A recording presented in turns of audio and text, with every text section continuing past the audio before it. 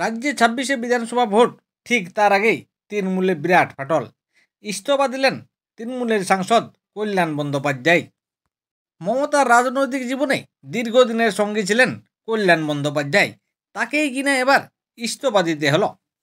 তাছাড়া সিনিয়র সংসদ হিসাবে লোকসভা বিশেষ দায়িত্ব ছিল কল্যাণ বন্দ্যোপাধ্যায়ের। গত সোমবার সাংসদদের নিয়ে ভার্চুয়াল বৈঠক করেন মুখ্যমন্ত্রী মমতা বন্দ্যোপাধ্যায়, আর সেখানে লোকসভার সাংসদদের কাজকর্ম নিয়ে অসন্তোষ প্রকাশ করেন।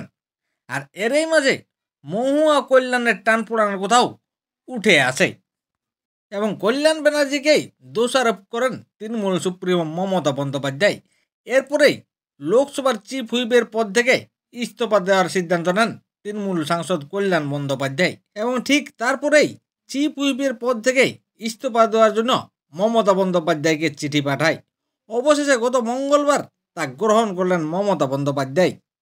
তবে কল্যাণ বন্দ্যোপাধ্যায় এতটাই হতাশ হয়েছেন যে রাজনীতি ছেড়ে দেওয়ারও কথা ভাবছেন। তবে লোকসভায় তৃণমূলের নতুন চিফ হুইপ হচ্ছে কাকলি ঘোষ দস্তিদার ও ডেপুটি লিডার হলেন শতাব্দী রায়। তবে কল্যাণের ইস্তফা নিয়ে শাসক দলের নেতারা যে যাই বলুক না কেন, তৃণমূলের অন্দরে যে গোষ্ঠী কোন্দল চলছে তা এক প্রকার স্পষ্ট। তাহলে কি বিধানসভা ভোটের আগেই রাজনীতি ছেড়ে দেবেন কল্যাণ বন্দ্যোপাধ্যায়?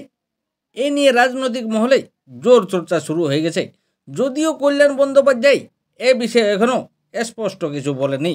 তবে আগামী দিনে কল্যাণ বন্দ্যোপাধ্যায় কী করে সেদিকেই তাকিয়ে রাজনৈতিক মহল।